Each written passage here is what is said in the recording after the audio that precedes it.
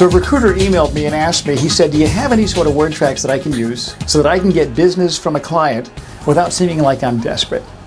And I said, okay, let's look at a thought model of how we get business from clients. Let's just say you've already had first contact with the prospective client. Maybe you're marketing a candidate and they didn't have a need, or you're doing a reference check or whatever. So you're talking with them on the phone.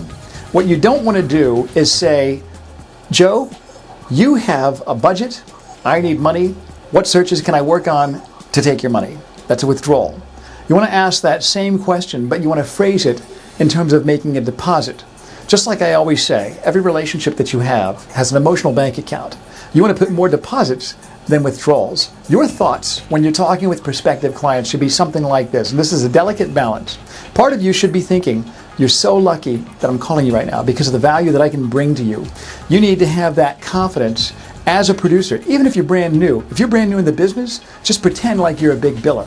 I'm not talking about being cocky. I'm not talking about being arrogant. I'm talking about being confident, knowing that you can solve that person's problem. Even if you're not sure, just pretend that you can. Just start thinking that way, and you'll eventually be able to. It'll catch up with you.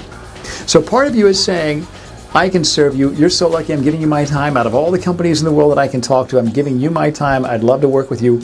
Balance that with also the humility of knowing that you're not perfect, but you also don't need to brag about yourself. You know, really, as a top producing recruiter, you don't need to brag about yourself. It doesn't matter what other people think about you. It really doesn't. When you're good and you know it, what does it matter what other people think? When you're good and you know it, people will seek you out. You want to become the type of recruiter that is so good that even when other search firms aren't getting business, they're calling you. Always look at the fruit on the tree. People will always gravitate towards those things that have true value. So let's just say you're on the phone with a prospect. Let's say you did a reference check. How do you make that segue, that transition into how can I get you business? You ask this question. You start with this: how are things in your market right now? You're just starting with the question, what does your crystal ball say about how your hiring is going to go next quarter? That's a good way to segue from, okay, we're done talking about this, let's talk about business. I always like to ask that question because everybody loves to give an input. Everybody loves to talk about what they think. You as a recruiter, they know that you talk to other people just like them, so you might have information that can help them. They'll probably ask you after they tell you. They'll say, what are you hearing? Then you can share with them. See, what we're trying to do, we're getting to the level of trust. There's a process. There's 3 steps. First, you've got to find things that you have in common areas of interest. It could be industry information, it could be relationships, you know the same people, it could be a common client that you have. It can be that the fact that you live in the same state, went to the same college. Find something that you have in common with someone else. That's your first goal. And one of the things you can do is talk about the industry. That's a safe place that you can talk where you have things in common. Start with that question.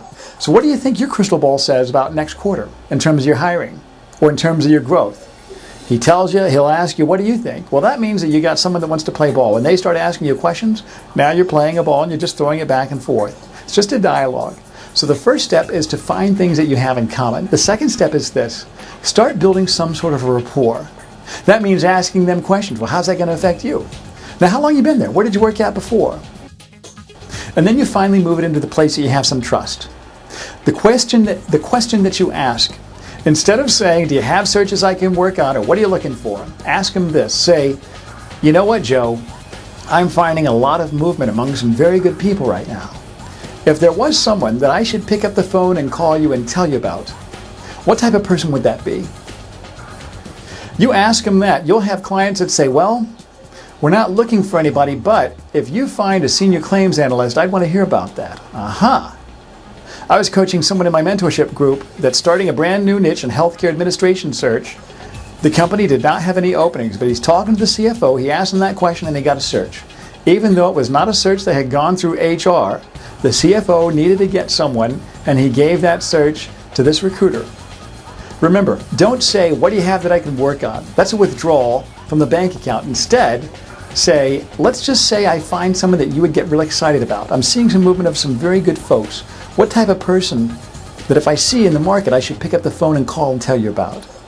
They'll say, wow, thank you. I'd appreciate you keeping me in mind for such and such.